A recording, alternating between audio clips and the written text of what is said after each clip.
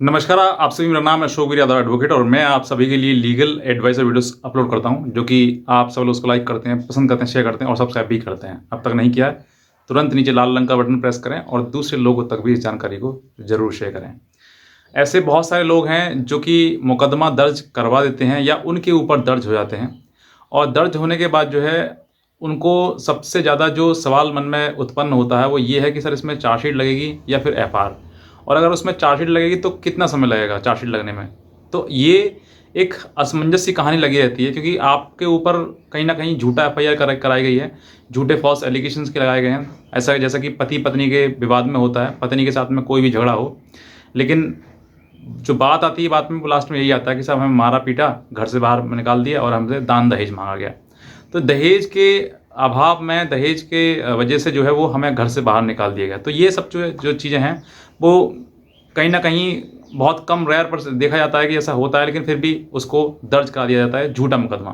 पति हमेशा यही कहता है कि झूठा मुकदमा दर्ज करा दिया गया मेरे ऊपर।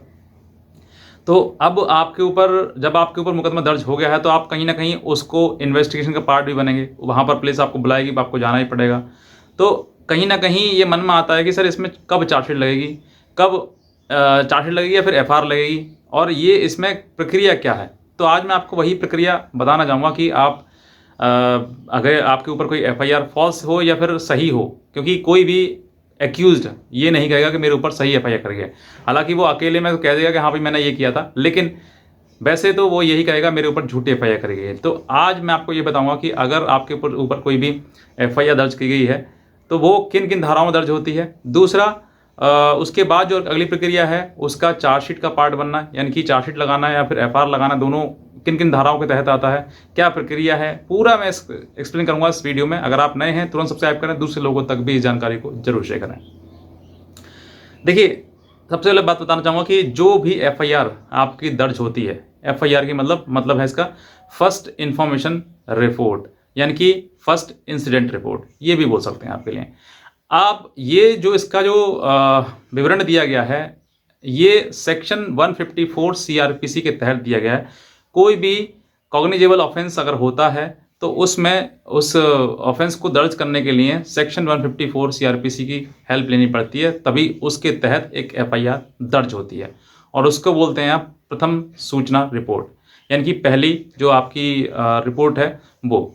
अब इसके दौरान जैसे ही एफआईआर दर्ज होती है, एफआईआर एक कंप्लेंट पर होती है, यानी कोई भी एक शिकायत करता है, कंप्लेंट देता है, उस कंप्लेंट को एफआईआर पे एज इट इज उसको कॉपी किया जाता है और उसमें उसके आधार पर मतलब लगे हुए फ्रेम चार्जेस, यानी कि उसमें क्या क्या एफआईआर के सेक्शन बनेंगे, वो उस कंप्लेंट में जो डेटा होता है उसमें जो बातें लिखी हुई थी उस बातों के आधार पर सेक्शंस लगते हैं, यानी कि धाराएं उसमें मैनिपुलेट की जाती हैं, बनाई जाती हैं उसमें कि आप जैसे मान लो किसी ने कहा मारा पीटा तो 323 हो गई, गाली गलौज 504 506 हो गई, ठीक है, चोरी 379 हो गई। इस तरीके से जो है मतलब हर चीज़ में जैसे ही आपकी जो बातें होंगी, जैसे आपकी कहानी होगी, उसी तरीके से ड्राफ्ट हो जाएंगी वो धाराएं, सेक्शंस।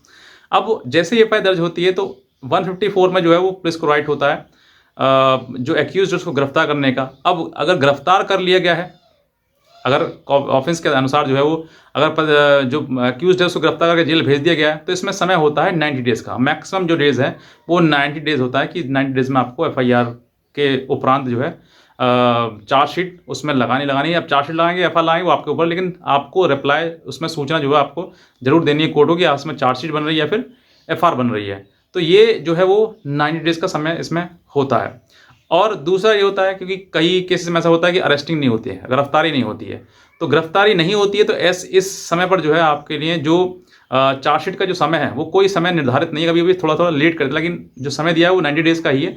लेकिन कभी कभी जो है पुलिस जो है वो थोड़ी देरी कर देती है और इस वजह से वो उसमें चार्जशीट या एफआईआर नहीं लगा पाती है।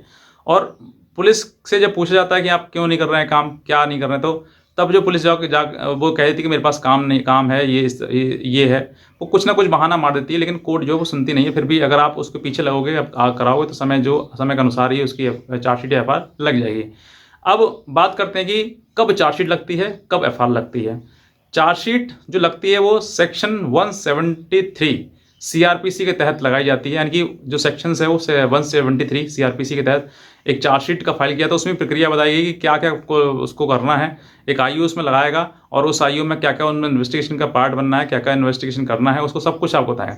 अगर आपके ऊपर एफआईआर हुई है तो एफआईआर के बाद जो है सबसे इंपॉर्टेंट जो काम है वो कंप्लेंट करता का है, और उसके अनुसार उसी को सारे एलिगेशन जो लगाए गए हैं उसी को प्रूव करने होते हैं, उसी को एविडेंस, उसी को सबूत देना होता है। दूसरा, अक्यूज्ड पार्टी जो है, जो पक्ष जो मतलब अभियुक्त का जो पक्ष है, वो पक्ष अपनी सफाई में जो देना चाहता है वो वहाँ पर डॉक्यूमेंट, दस्तावेज जो भी दे सकता है, लेकिन प्रूफ करने का जो काम है, बर्डन ऑफ प्रूफ जो है वो सिर्फ लड़की या जो भी एक्यूज कंप्लेंट करता है, वो कंप्लेंट करता का सब कुछ रहता है, वही उसका ही बर्डन रहता है कि वो प्रूफ करे। तो डिपेंड करता है कि वो केस कौन सा, किस तरीके का केस है, उसकी क्या ग्रेविटी है, किस तरीके से वो जो अपराध है वो किया गया है।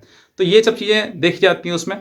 दूसरा, बात करते हैं इन्वेस्टिगेशन की। तो इन्वेस्टिगेशन का मतलब कि जो आयु है, जो दरोगा है, इन्वेस्टिगेशन ऑफिसर है, वो इसमें पूरे पार्ट में इन्वेस्टिगेट करेगा और आपको हर एक चीज़ की जानकारी भी बताएगा और आपसे एविडेंस भी लेगा, दोनों पार्टी से, चाहे वो एक्यूज्ड हो चाहे वो विक्टिम हो, दोनों से कोई भी व्यक्ति हो, दोनों से, और अपने अपने एविडेंस कलेक्ट करेगा। क्योंकि आईओ का कोई रोल नहीं है इसमें, आईओ का सिर्फ इतना ही रोल है कि वो सत्य इकट्ठा करे, सच्चाई को, एविडेंस को इकट्ठा करे और कोर्ट के सामने प्रोड्यूस करे। उसका कोई काम नहीं है कि वो सजा दे, क्या दे, क्या नहीं दे, कुछ नहीं। ये काम कोर्ट का है, कोर्ट करता है। कोर्ट के सामने आपको सिर्फ और सिर्फ एक फाइल तैयार करके, मतलब एक फाइल समझ लीजिए, एफआईआर और उसमें चार्जशीट दोनों को फाइल बनाकर ये सिर्फ और सिर्फ कोर्ट के सामने प्रोड्यूस करनी होती है, और कोर्ट जो है उस पर संज्ञान लेता है कि वाकई ये जो अपराध है इसको संज्ञान लिया जाए, इसको ट्रायल कंक्लूड किया जाए।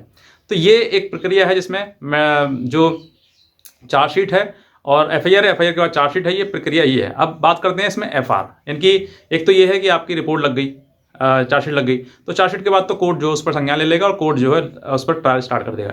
दूसरा पार्ट आता है एफआर का, यानी कि कोई भी जो एलिगेशन लगाए गए हैं उन एलिगेशंस के अनुसार जो है वो किसी प्रकार का कोई केस नहीं बनता है, और अब जो है वो उसमें एफआर लगा दी जा रही है। तो एफआर जो है वो 173 का क्लॉज 8 है, उसमें लगाई जाती है अंतिम रिपोर्ट, मतलब फाइनल रिपोर्ट।